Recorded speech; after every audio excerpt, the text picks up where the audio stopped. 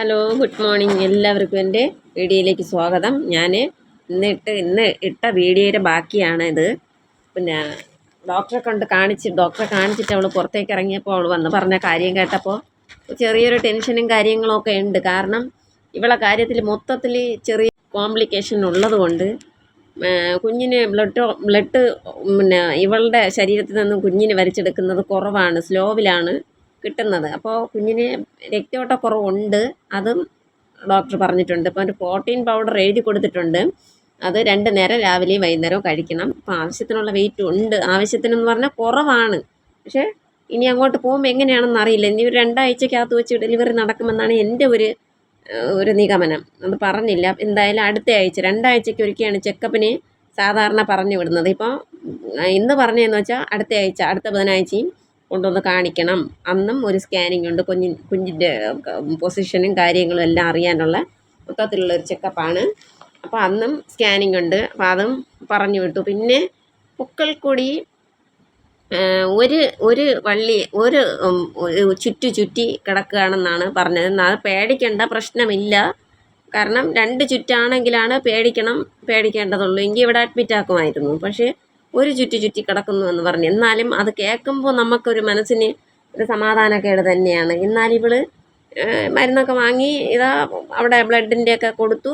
3 ലാബുണ്ട്. 3 ലാബിലും ബ്ലഡിൻ്റെ സാമ്പിളൊക്കെ കൊടുത്തിട്ട് വന്നു. അപ്പോൾ ഇനി അടുത്ത ആഴ്ച പോകുമ്പോൾ ഇതിൻ്റെ റിസൾട്ടും കൂടെ വാങ്ങി ഡോക്ടറെ കൊണ്ട് കാണിക്കണം. സ്കാനിങ് കൊടുക്കണം. അന്ന് സ്കാനിങ് എടുക്കുമ്പോൾ എന്താണ് അവർ പറയുന്നതെന്നൊന്നും അറിയാൻ പാടില്ല. വെള്ളമെല്ലാം ആവശ്യത്തിനുണ്ട്, കുഴപ്പമില്ല. ബാക്കി പ്രശ്നങ്ങളൊന്നും ഇപ്പോൾ യാതൊരു പ്രശ്നവുമില്ല. പിന്നെ പൊക്കിൾക്കൊടി ചുറ്റി കിടക്കുന്നു ഒരു ചുറ്റി കിടക്കുന്നു. അത് പേടിക്കേണ്ട, പ്രശ്നമില്ല എന്നവർ പറഞ്ഞു. അത് കറങ്ങി തിരിഞ്ഞൊക്കെ വരുമ്പോഴത്തേക്ക് അതങ്ങ് മാറിക്കോളും എന്ന് പറഞ്ഞു. എന്നാലും അനക്കം എപ്പോഴും ശ്രദ്ധിക്കാം പ്രത്യേകം പറഞ്ഞ് വിട്ടിട്ടുണ്ടായിരുന്നു.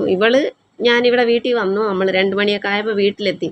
പക്ഷേ വീട്ടിൽ നിന്ന് ഇവൾ അങ്ങോട്ട് പോയിരിക്കുകയാണ്. പക്ഷെ അവൾ അങ്ങ് പോയി. അവൾക്ക് സന്തോഷമായിരിക്കും. അവളെ ഭർത്താവുണ്ട്, അവരെ വീട്ടിലുള്ള എല്ലാവരും ഉണ്ട്. അപ്പോൾ സന്തോഷം. പക്ഷേ എനിക്ക് അമ്മയെന്ന നിലയ്ക്ക് ഇവിടെ ഇരുന്നിട്ട് ഒരു സമാധാനവും ഇല്ല.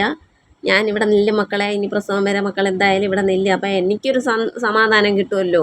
പെട്ടെന്ന് വയ്യാതായാലും ഇത്തിരി ഫോട്ടോ പിടിച്ചെങ്കിലും കൊണ്ടുപോകാം എന്നുള്ള ഒരു ഇതിൽ ഞാൻ അവളോട് പറഞ്ഞു. അപ്പോൾ കുഞ്ഞിനെ സ്കൂളിൽ വിടണം, പിന്നെ അവൾ അവിടെ നിന്നാലേ അവൾ പോവുള്ളൂ, അങ്ങനെയൊക്കെ പറഞ്ഞ് അവളങ്ങ് പോയി. എന്നാലും അവൾ സന്തോഷത്തോടെ അവളങ്ങ് പോയി. പക്ഷേ എൻ്റെ മനസ്സിൻ്റെ സമാധാനം നഷ്ടപ്പെട്ടു തുടങ്ങി.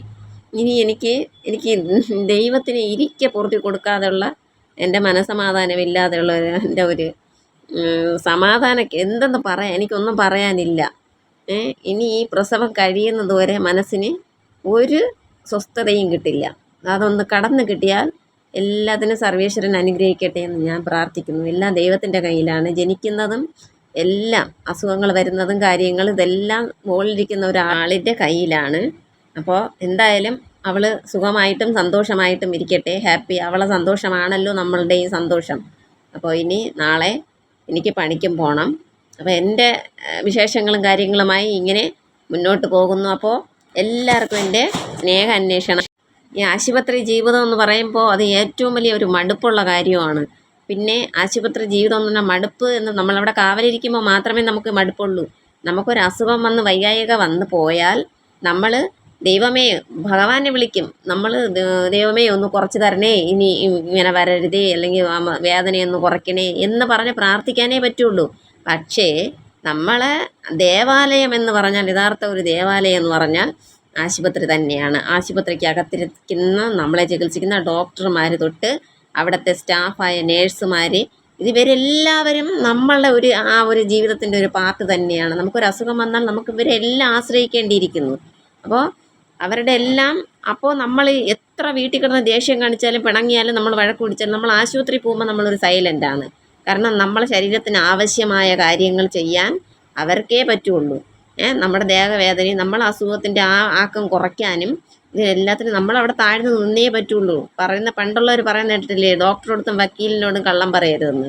വക്കീലിനോട് കള്ളം പറയും, പക്ഷേ ഡോക്ടറെ അടുത്ത് കള്ളം പറയാൻ പറ്റില്ല. അപ്പോൾ ഈ ലോകത്ത് സത്യസന്ധമായിട്ട് നമ്മൾ ഒരു സത്യം പറയുന്നുവെങ്കിൽ, ഒരാപത്ത് ഘട്ടത്തിലൊരായാലും ഒരു സത്യം പറയുന്നുവെങ്കിൽ അത് ഡോക്ടറെ അടുത്ത് മാത്രമേ പറയൂ.